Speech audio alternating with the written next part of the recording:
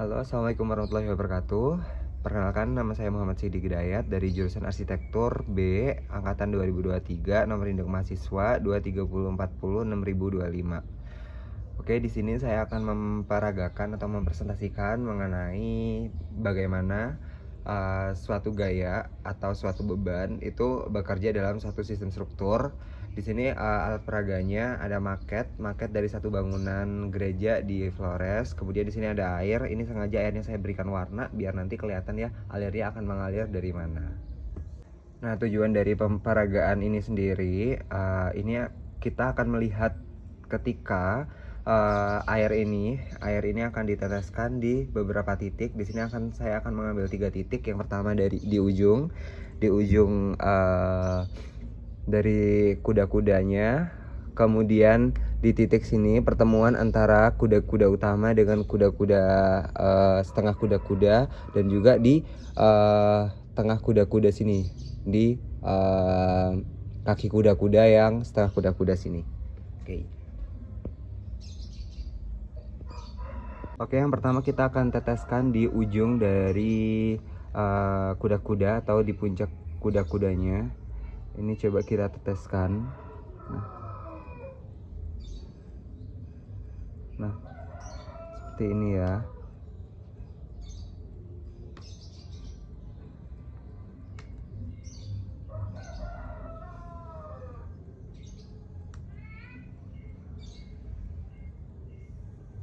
Nah, dari sini kita bisa lihat bahwa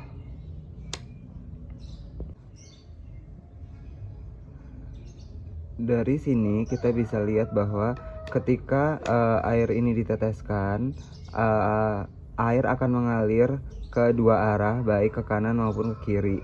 Kemudian kita coba teteskan di titik yang kedua, di pertemuan antara dua kuda-kuda ini.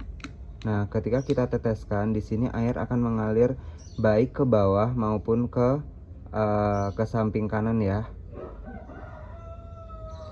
Oke, dan yang terakhir kita akan teteskan di kaki kuda-kudanya. Ketika kita teteskan di kaki kuda-kudanya di sini, ini akan kita bisa lihat bahwa air mengalir hanya ke sisi sebelah kanan.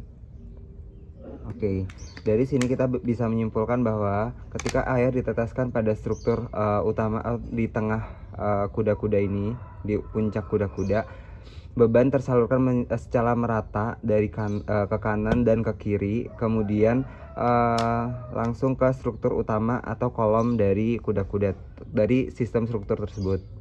Kemudian ketika kita teteskan di pertemuan antara kuda-kuda, beban pun juga tersebar. Ada yang pertama secara vertikal langsung lewat kolom dari struktur tersebut. Ada juga yang melalui kaki kuda-kudanya, kemudian disalurkan ke kolom bagian yang paling ujung sebelah kanan.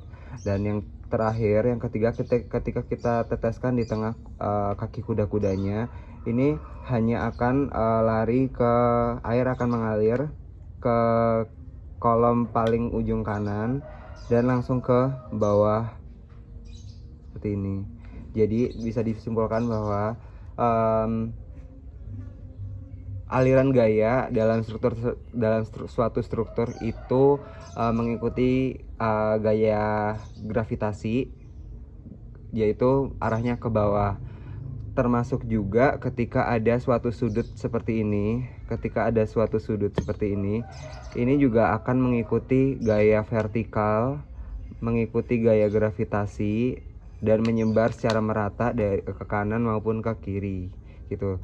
Sedangkan gaya pada titik kedua ini hanya akan langsung turun ke bawah, langsung ke kolomnya secara vertikal, dan juga sudut atau kaki kuda-kudanya, tapi tidak bisa ke atas gitu kan, karena kan dia balik lagi ke prinsip gaya, mengikuti gaya gravitasi. Kemudian di sini ketika kita berikan di tengah kuda-kuda atau di tengah kuda-kuda, ini akan langsung turun ke bawah. Ini kan karena kita memberikan gayanya pada suatu bidang sudut. Jadi aliran gayanya akan mengikuti sudut secara vertikal, tapi tidak secara